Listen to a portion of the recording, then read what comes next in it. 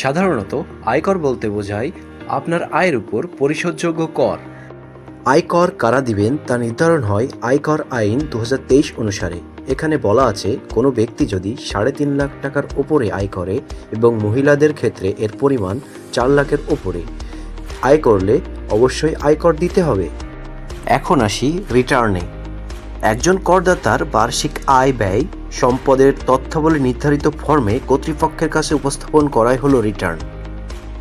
তাহলে zero return কি? Zero return বলে আইনে কোনো শব্দের উল্লেখ নেই। ড্রাগ লাইসেন্স, অস্ত্রের লাইসেন্স, 20 লাখ টাকা ঋণ গ্রহণকারী, এছাড়াও টিন সার্টিফিকেটধারী ব্যক্তিকে কর না দিলেও অবশ্যই রিটার্ন জমা দিতে হবে। এটিই মূলত জিরো রিটার্ন নামে পরিচিত।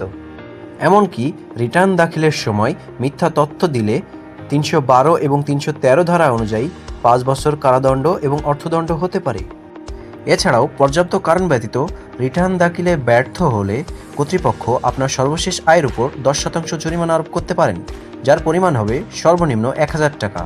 এরপরেও ব্যর্থ হলে প্রতিদিন আপনার 50 টাকা হারে জরিমানা বাড়তেই থাকবে। তাই দেশের উন্নয়নে অংশ নিতে সময়মতো রিটার্ন দাখিল করুন।